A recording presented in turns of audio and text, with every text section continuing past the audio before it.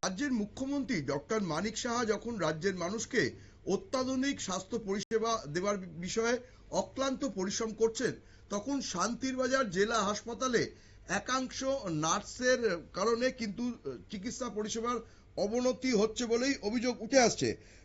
স্থানীয় মানুষরা জানাচ্ছেন এবং ভুক্তভোগীরা জানাচ্ছেন যে শান্তিরবাজার জেলার হাসপাতালের চিকিৎসা পরিষেবার মান উন্নয়নে কিছু সংখ্যক চিকিৎসক দিবারাত্র অক্লান্ত পরিশ্রম করে যাচ্ছেন, কিন্তু হাসপাতালের কিছু নার্সের জন্য কিন্তু চিকিৎসা পরিষেবার অবনতি হচ্ছে। রাত্রিবেলা যারা ডিউটিতে থাকছে সেই সমস্ত নার্সদের অনেকেই তারা দরজা লাগিয়ে রোগীদের কোনো রকম পরিষেবা না দিয়ে তারা ঘুমিয়ে থাকছে বলেই কিন্তু অভিযোগ উঠছে। পাশাপাশি দিনের বেলাতেও রোগীদের অসুবিধার কথা শুনে তাদের ঠিকঠাক পরিষেবা প্রদান করা হচ্ছে না বলেও কিন্তু অভিযোগ জানাচ্ছেন রোগীর আত্মীয় পরিজনরা। তারা বলছেন যে চিকিৎসক আসার পূর্বে রোগীদের বেডে যে প্রয়োজনীয় কাগজপত্রগুলো দেওয়ার কথা নার্সরা সেগুলো পৌঁছে দেয় না। রোগী বিছানা থেকে উঠে ডাক্তারদের প্রেসক্রিপশন সহ অন্য কাগজপত্রগুলো নার্সের কাউন্টার থেকে সংগ্রহ করে নিয়ে আসে এবং তার ফলেই কিন্তু এই ধরনের ঘটনা ঘটে।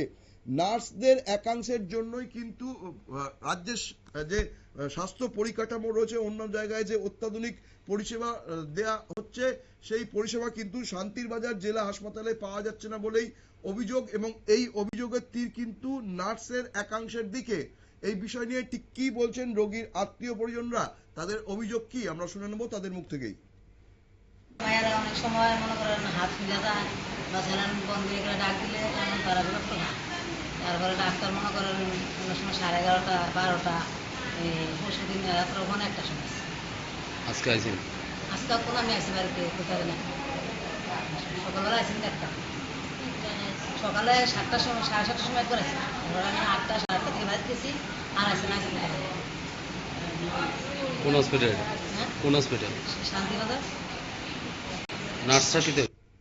আমরা শুনে নিলাম রোগীর পরিজনদের বক্তব্য।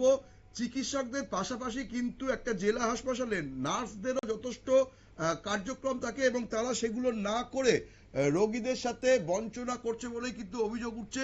এর ফলে রাজ্যের মুখ্যমন্ত্রী ডক্টর মানিক সাহা যখন রাজ্যের স্বাস্থ্য ব্যবস্থাকে ঢেলে সাজানোর চেষ্টা করছেন, দিনরাত পরিশ্রম করছে, তখন এই ধরনের কিছু নার্সের কারণে কিন্তু রাজ্য সরকারের ভাবমূর্তি খারাপ হচ্ছে বলেই কিন্তু মনে করছেন সাধারণ মানুষ। নজর রাখবো পরবর্তী সংবাদের দিকে, তার আগে নিয়ে নেব ছোট্ট বিজ্ঞাপন বিরতি।